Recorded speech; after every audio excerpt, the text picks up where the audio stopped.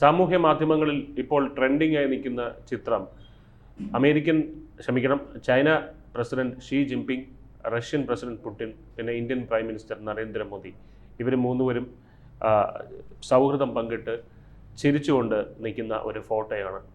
ഇതാണ് ട്രെൻഡിംഗ് ആയി നിൽക്കുന്നത്. അതിനോടൊപ്പം തന്നെ ബെഗർ സ്പോട്ടഡ് എന്ന് പറയുന്ന ഒരു ഫോട്ടോ കൂടെ ട്രെൻഡിങ് ആവുന്നുണ്ട്. അതായത് നരേന്ദ്രമോദിയും പുടിനും കൈകോർത്ത് കമിതാക്കളെ പോലെ നടന്നു പോവുകയാണ്. ഇന്നലത്തെ SCO സമ്മിറ്റിൻ്റെ കാര്യമാണ് പറയുന്നത്. അപ്പോൾ അവിടെ ഈ SCO സമ്മിറ്റിൽ കൈകോർത്ത് ഇവർ രണ്ടുപേരും കമിതാക്കളെ പോലെ നടന്നു പോവുകയാണ്. അത്രയേറെ ആത്മബന്ധത്തോടെ ഉള്ള സുഹൃത്തുക്കളെ പോലെ നടന്നു പോകുന്നു.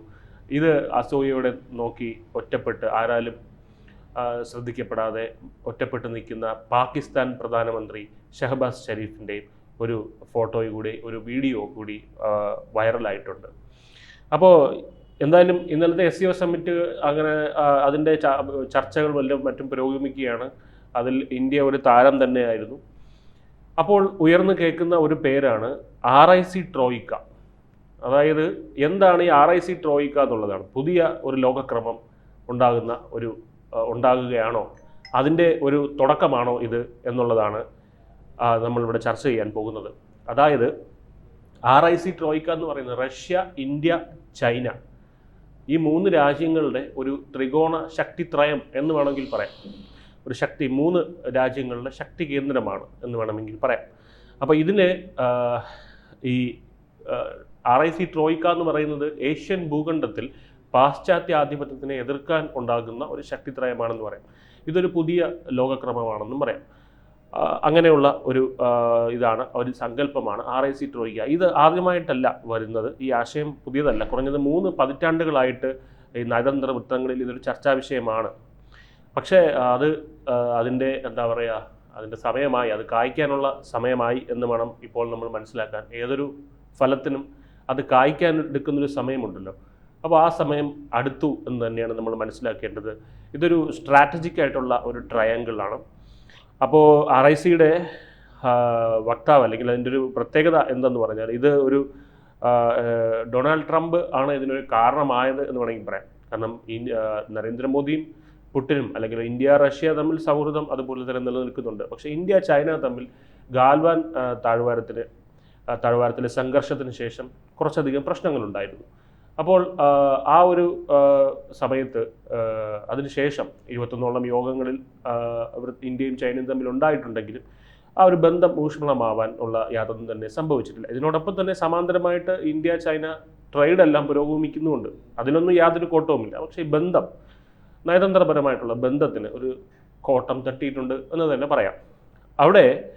അവിടെയാണ് ട്രംപിൻ്റെ ഒരു പ്രസക്തി. കാരണം ട്രംപ് കാരണം ഇപ്പോൾ ഇന്ത്യയും ചൈനയും ആ ഒരു രീതിയിൽ അടുത്തു എന്നുള്ളത് ഒരു സത്യം തന്നെയാണ്. അതുകൊണ്ട് ട്രംപിന് നോബൽ പ്രൈസിന് അർഹനാണോ എന്ന് ചോദിച്ചു കഴിഞ്ഞാൽ അർഹനാണ് എന്ന് വേണമെങ്കിൽ പറയാം, തമാശ രൂപേണ ആ ഒരു കാര്യത്തിൽ. കാരണം ഇന്ത്യ ചൈന ബന്ധത്തിനെ ഊഷ്മളമാക്കാൻ ട്രംപിൻ്റെ ഈ മണ്ടൻ തീരുമാനങ്ങൾക്ക് സാധിച്ചു എന്ന് പറയുന്നത് സത്യം തന്നെയാണ്.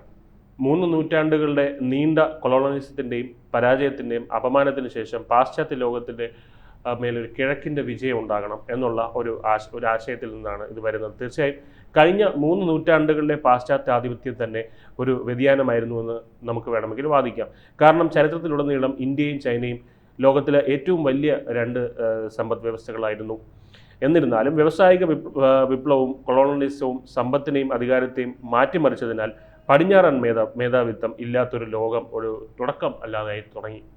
അതായത് തീർച്ചയായും സോവിയറ്റ് യൂണിയൻ മുമ്പ് പാശ്ചാത്യ ആധിപത്യത്തെ വെല്ലുവിളിച്ചിട്ടുണ്ട്. പക്ഷേ ഒടുവിൽ ശീതയുദ്ധത്തിൽ അവർ തോറ്റു തുന്നമ്പാടി. അതിനുശേഷം ചരിത്രത്തിൻ്റെ ഭാഗമായി സോവിയറ്റ് യൂണിയൻ. തിരിഞ്ഞു നോക്കുമ്പോൾ സോവിയറ്റ് യൂണിയൻ ശീതയുദ്ധത്തിൽ തോൽക്കുമെന്ന് തോന്നുന്നു. അല്ലെങ്കിൽ കാരണം മിക്ക സോവിയറ്റ് റിപ്പബ്ലിക്കുകളും കാര്യമായി എന്തെങ്കിലും കൊണ്ടുവന്നതിന് പകരം റഷ്യയുടെ പിന്നിൽ സ്വതന്ത്രമായിട്ടുള്ള ഒരു തീരുമാനമുണ്ടായിരുന്നു. അതായത് RICയുടെ കാര്യത്തിൽ അങ്ങനെയല്ല. കാരണം ട്രോയിക്കയിലെ ഓരോ ഘടകവും അല്ലെങ്കിൽ സ്ട്രാറ്റജിക് ട്രയാങ്കിളിൻ്റെ ഓരോ ആർക്കും അതുല്യമായ കഴിവുകളും ശക്തികളും പട്ടികയിലേക്ക് കൊണ്ടുവരുന്നതാണ്. അപ്പോൾ ഇത് ആദ്യമായി കൊണ്ടുവന്നത് RIC എന്ന ആശയം 3 പതിറ്റാണ്ടുകളായിട്ട് നിർമ്മാണത്തിലാണ്. 1990കളിൽ RIC എന്ന ആശയം ജനകീയമാക്കിയതിൻ്റെ ബഹുമതി റഷ്യൻ പ്രധാനമന്ത്രി യെവ്ജനി മാക്സിമോവിച്ച് പ്രിമോക്കോവിനാണ്. യെവ്ജനി മാക്സിമോവിച്ച് പ്രിമോക്കോവിനാണ് ഈ ഒരു ആശയം ആദ്യമായി കൊണ്ടുവന്നത്. ശീതയുദ്ധാനന്തര കാലഘട്ടത്തിൽ റഷ്യ സാമ്പത്തിക പ്രതിസന്ധിയിലായിരുന്നപ്പോൾ ഏക വൻ ശക്തിയായ അമേരിക്കയുടെ ആധിപത്യത്തിലുള്ള ഈ ഒരു ഏകധ്രുവ ലോകം അതായത് യൂണിലാറ്ററൽ ശക്തി ഒരു രാജ്യത്തിൽ മാത്രം നിൽക്കുന്ന ഒരവസ്ഥ, അതിനെ വെല്ലുവിളിക്കാനാണ് അന്നത്തെ റഷ്യൻ പ്രസിഡന്റ് ഇത് കൊണ്ടുവന്നത്. അതാണ് ഇന്ത്യ, ചൈന, റഷ്യ എന്ന് പറയുന്ന ത്രിമൂർത്തി സങ്കല്പത്തിലേക്ക് കൊണ്ടുവന്നത്. ലോകം ഇവർ ഭരിക്കും എന്നുള്ള ഒരു സങ്കല്പത്തേക്ക്. അപ്പോൾ നമ്മൾ ഇന്നലെ കണ്ടതാണ്, അതായത് ഈ SCO മീറ്റിങ്ങിൽ 2 മാസം മുന്നേ ഒരു SCO മീറ്റിംഗ് നടന്നിട്ടുണ്ടായിരുന്നു. അവിടെ നമ്മുടെ പ്രതിരോധ മന്ത്രി രാജ്നാഥ് സിംഗ് അവിടെ പോയിട്ടുണ്ടായിരുന്നു. പക്ഷേ അദ്ദേഹം സംയുക്ത പ്രമേയത്തിൽ ഒപ്പിടാതെയാണ് അവിടെ നിന്ന് തിരിച്ചു വന്നത്. കാരണം പഹൽഗാമിലുണ്ടായ തീവ്രവാദം എന്നുള്ളത് അംഗീകരിക്കാൻ അവർക്ക് ബുദ്ധിമുട്ടുണ്ടായിരുന്നു ഷാങ്ഹായിൽ. കാരണം നമുക്കറിയാം പാകിസ്ഥാൻ എന്ന് പറയുന്നത് എന്നും ചൈനയുടെ പ്രോക്സി തന്നെയാണ്. പാകിസ്ഥാനെ കൊണ്ട് ചൈനയ്ക്ക് ഒരുപാട് ഉപകാരങ്ങളുണ്ട്, ജിയോ പൊളിറ്റിക്കലായിട്ടുള്ള ഒരുപാട് ഉപകാരങ്ങളുണ്ട്. പിന്നെ അല്ലാതെ ബിസിനസ് പരമായിട്ടുള്ള അവർക്ക് അവരുടെ യുദ്ധ ഉപകരണങ്ങളൊക്കെ വിൽക്കുന്നതൊക്കെ പാകിസ്ഥാനാണല്ലോ. അപ്പോൾ അത്തരത്തിൽ ഉപകാരമുള്ളൊരു രാജ്യമായതുകൊണ്ട് പാകിസ്ഥാനെ അവർ തള്ളിപ്പറയുമെന്നുള്ള ഒരു വിശ്വാസമൊന്നും നമുക്കില്ല. പക്ഷേ അന്ന് അങ്ങനെ സംഭവിച്ചു. അങ്ങനെ പ്രതിരോധ മന്ത്രി ഒപ്പുവെക്കാതെ അവിടുന്ന് പ്രതിഷേധിച്ചിറങ്ങി പോവുകയാണ് ചെയ്തത്. പക്ഷേ ഇന്നലെ നമ്മൾ കണ്ട കാഴ്ച മറ്റൊന്നാണ്. അതായത് പ്രധാനമന്ത്രി നരേന്ദ്രമോദിയും അല്ലെങ്കിൽ രാഷ്ട്ര തലവന്മാർ പങ്കെടുത്ത SCO മീറ്റിങ്ങിലാണ് ഇന്നലെ നിർണായകമായ സംഭവങ്ങളുണ്ടായത്. പാകിസ്ഥാൻ പ്രധാനമന്ത്രി അങ്ങേയറ്റം നമസ്കരിക്കപ്പെടുന്ന ഒരു കാഴ്ചയാണ് നമ്മൾ കണ്ടത്. കാരണം ഇദ്ദേഹം ഷീ ജിൻപിങ്ങിൻ്റെ ഒരു വീഡിയോ ഉണ്ടായിരുന്നു, വൈറലായ വീഡിയോ. ഷീ ജിൻപിങ്ങിൻ്റെ പിറകെ ഇദ്ദേഹം ഓടുകയാണ്. അത് ഓടിയിട്ട് ഒരു കോട്ടിൽ ചെന്ന് പിടിക്കുന്നുണ്ട്. അപ്പോൾ ഷീ ജിൻപിങ് കൈ ഇങ്ങനെ തട്ടി മാറ്റുന്നുണ്ട്. ആ വീഡിയോ ഒക്കെ വൈറലാവുന്നുണ്ട്. അതായത് ഇവിടെ എല്ലാവരുടെയും മുമ്പിൽ വെച്ച് എനിക്ക് നിന്നോട് സംസാരിക്കാൻ കഴിയില്ല, അങ്ങനെ കണ്ടാൽ മതി. അതായത് പാകിസ്ഥാൻ പ്രസിഡന്റുമായിട്ട് അല്ലെങ്കിൽ പാകിസ്ഥാൻ പ്രൈം മിനിസ്റ്ററുമായിട്ട് ഷീ ജിൻപിങ് തെറ്റി, ചൈനയും പാകിസ്ഥാനും തമ്മിൽ തെറ്റി എന്നൊന്നും ഇതിൽ നിന്ന് വ്യാഖ്യാനിക്കേണ്ട കാര്യമില്ല. നീ എൻ്റെ ജാരസന്തതിയാണ്, അതുകൊണ്ട് എനിക്ക് ഇവിടെ പബ്ലിക്കായിട്ട് നിന്നോട് സംസാരിക്കുന്നതിൽ ബുദ്ധിമുട്ടുണ്ട്. അപ്പോൾ പാകിസ്ഥാൻ ആ സ്ഥാനം അറിയിച്ചു കൊടുക്കൽ ആയിരുന്നു ഇന്നലെ ചൈന ചെയ്തത്. അതൊരു അപമാനം തന്നെയാണ്. അപ്പോൾ ആ ഒരു കാഴ്ചയാണ് ഇന്നലെ കണ്ടത്. അപ്പോൾ എന്തായാലും ഷീ ജിൻപിങ് ഷീ ജിൻപിങ്ങിൻ്റെ സാന്നിധ്യമുണ്ടായിരുന്ന SCO മീറ്റിൽ പാകിസ്ഥാനെ ഇരുത്തിക്കൊണ്ട് തന്നെ ഈ സംയുക്ത പ്രസ്താവന അവതരിപ്പിച്ചപ്പോൾ അവിടെ പഹൽഗാം ഹൈലൈറ്റ് ചെയ്യപ്പെട്ടു. പഹൽഗാമിൽ നടന്നത് ഭീകരവാദമാണെന്നും അത് നടത്തിയത് പാകിസ്ഥാനിലെ തീവ്രവാദികളാണെന്നും ഹൈലൈറ്റ് ചെയ്യപ്പെട്ടു. അതിനെതിരെ കൂട്ടമായി എല്ലാ രാജ്യങ്ങളും അപലപിക്കുകയും ചെയ്തു. ഈ SCO എന്ന് പറയുന്ന ഒരു ഇത് തന്നെ നിർമ്മിച്ചിരിക്കുന്നത് ഈ ഏഷ്യൻ ഭൂഖണ്ഡത്തിലെ തീവ്രവാദത്തിനെതിരായിട്ടാണ്. അതായത് ഈ ഏഷ്യൻ ഭൂഖണ്ഡത്തിലെ ഒരു സുസ്ഥിരത മെയിൻറ്റെയിൻ ചെയ്യാൻ വേണ്ടിയാണ് SCO എന്ന് പറയുന്ന ഒരു ബോഡി തന്നെ ഉണ്ടാക്കിയിരിക്കുന്നത്. അത്തരത്തിൽ ഒരു ഫോറം തന്നെ അതിനാണ് ഉണ്ടാക്കിയിരിക്കുന്നത്. അപ്പോൾ എന്തായാലും ചൈന ബാലൻസിങ് കളിച്ചിട്ടുണ്ട്. കാരണം അവിടെ പാകിസ്ഥാനെ ഒന്ന് തലോടാൻ വേണ്ടി പാകിസ്ഥാനിലെ ബലൂച്ചികൾ നടത്തിയ ആക്രമണത്തിനെ പറ്റിയും അവിടെ ട്രെയിൻ തട്ടിക്കൊണ്ടുപോയി നടത്തിയ ആക്രമണം അത് പാകിസ്ഥാനും വിക്ടിമാണ് എന്നുള്ള രീതിയിൽ പറഞ്ഞു. എന്തായാലും അവിടെ പെഹൽഗാം അഡ്രസ്സ് ചെയ്യപ്പെട്ടു. പാകിസ്ഥാനെ അവിടെ ഒരു പ്രതിസ്ഥാനത്ത് നിർത്തിക്കൊണ്ട് തന്നെ പെഹൽഗാം അവിടെ അഡ്രസ്സ് ചെയ്യപ്പെട്ടു, ഹൈലൈറ്റ് ചെയ്യപ്പെട്ടു എന്നുള്ളത് ഒരു വലിയ കാര്യമാണ്. പിന്നെ ഈ SCO സമ്മിറ്റിൽ ഉണ്ടായ മറ്റ് പുരോഗമനങ്ങൾ എന്തെന്ന് പറഞ്ഞാൽ നരേന്ദ്രമോദിയുടെ പ്രസംഗത്തിൽ അദ്ദേഹം പറഞ്ഞു, ഇന്ത്യ ചൈന ബന്ധം ഒരുത്തൻ്റെ ഇടപെടൽ അതിൻ്റെ ആവശ്യമില്ലെങ്കിൽ ഒരു ശക്തിയുടെ കണ്ണിലൂടെ അതിനെ കാണേണ്ട കാര്യമില്ല. ഇന്ത്യ ചൈന തമ്മിലുള്ള പ്രശ്നങ്ങൾ നമ്മൾ തന്നെ തീർത്തോളാം എന്നുള്ളത്. അപ്പോൾ ഇത് ഇങ്ങനെ പറയാൻ കാരണം എന്താണെന്ന് ചോദിച്ചു കഴിഞ്ഞാൽ ഇത് ഭാവിയിൽ ഇതിനെ ബന്ധം വഷളാക്കാൻ മൂന്നാമതൊരുത്തൻ എവിടെന്നെങ്കിലും വരാം. അത് അമേരിക്ക ആയിരിക്കാം, പാകിസ്ഥാനായിരിക്കാം.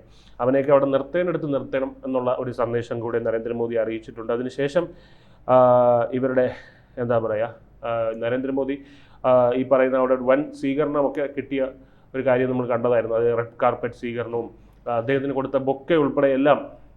കാരണം ഇത്തരം ചർച്ചകളിൽ എന്താണ് അവർ തമ്മിൽ സംസാരിക്കുന്നതെന്ന് നമുക്കൊരിക്കലും അറിയാൻ കഴിയില്ല, അത് പബ്ലിക്കിനുള്ളതല്ല. അപ്പോൾ അതെല്ലാം ബോഡി ലാംഗ്വേജിലൂടെയും മറ്റും കാര്യങ്ങളാണ് നമ്മൾ ഡീകോഡ് ചെയ്യുന്നത്. എന്താണ് സംസാരിച്ചതെന്ന് അറിയാൻ പറ്റില്ല, അതിൻ്റെ ഒരു ആകത്തുക അല്ലെങ്കിൽ അതിൻ്റെ ഒരു അന്തസത്ത അങ്ങനെ മനസ്സിലാക്കാൻ കഴിയുകയുള്ളൂ. അപ്പോൾ ഈ അവിടെ നടന്നൊരു കാര്യം അദ്ദേഹം പറയുന്നത് ഒരു ഊഷ്മളമായ സ്വീകരണം തന്നെയാണ് നരേന്ദ്രമോദി കിട്ടിയത്. അദ്ദേഹത്തിന് അവരുടെ ഹോങ് ചി എന്ന് പറഞ്ഞൊരു കാറിലാണ് അദ്ദേഹത്തിനെ കൊണ്ടുപോയത്. അപ്പോൾ ഈ ഹോങ് ചി എന്ന് പറഞ്ഞ ചെങ്കോടിയിൽ നിന്നാണ്. അതവിടെ ഒരു സിവിലിയൻസിന് കൊടുക്കുന്ന കാറല്ല, വളരെ കുറച്ച് പേർക്ക് VVIPസിന് മാത്രം കൊടുക്കുന്ന ഒരു കാറാണ്. അതിലാണ് കൊണ്ടുപോയത്.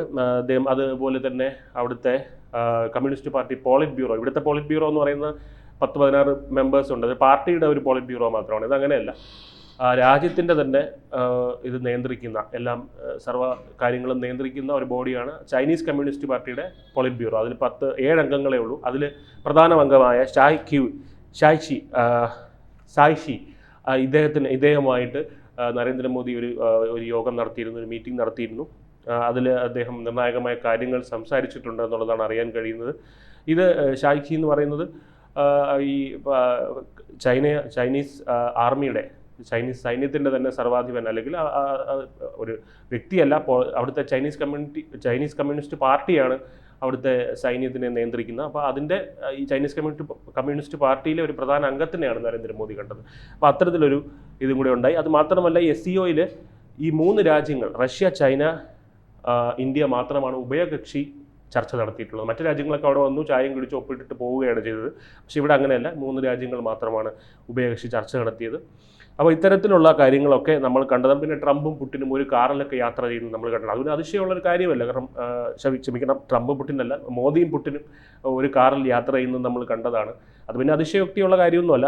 നമുക്കറിയാം മോദിയും പുടിനും തമ്മിലുള്ള സൗഹൃദമൊക്കെ നമുക്കറിയാം. മോദി റഷ്യയിൽ പോകുമ്പോൾ എങ്ങനെയാണ് മോദിക്ക് സ്വീകരണം കിട്ടുന്നത്, പുടിൻ എങ്ങനെയാണ് മോദിയെ സ്വീകരിക്കുന്നതൊക്കെ നമ്മൾ കണ്ടിട്ടുള്ളതാണ്. അപ്പോൾ ഇതെന്തായാലും അമേരിക്കയിലുള്ള ഒരാളെ വിരളി പിടിപ്പിച്ചിട്ടുണ്ട് എന്നുള്ളത് സത്യം തന്നെയാണ്. മറ്റാരുമല്ല, നമ്മുടെ ട്രംപുരാൻ. അദ്ദേഹം അവിടെ ഇരുന്ന് വിരളി പിടിച്ചിട്ടുണ്ട്. ഒരു 2 പേജ് നീളമുള്ള essay ഒക്കെ പോസ്റ്റായിട്ട് ഇട്ടിരിക്കും. ഇന്ത്യക്കെതിരെ വിമർശിച്ചുകൊണ്ട് പോസ്റ്റൊക്കെ ഇട്ടിട്ടുണ്ട് അദ്ദേഹം. അത്തരത്തിലുള്ള കാര്യങ്ങളിലേക്ക് വന്നിട്ടുണ്ട്. എന്തായാലും ഒരു പുതിയ ലോകക്രമത്തിലേക്ക് തന്നെയാണ് പോകുന്നത്. നരേന്ദ്രമോദിയുടെ സന്ദേശം വ്യക്തമാണ്. അത് കൊള്ളേണ്ടിടത്ത് കൊണ്ടു എന്നുള്ളതിൻ്റെ തെളിവ് തന്നെയാണ് നമ്മൾ ഇപ്പോൾ കണ്ടുകൊണ്ടിരിക്കുന്നത്.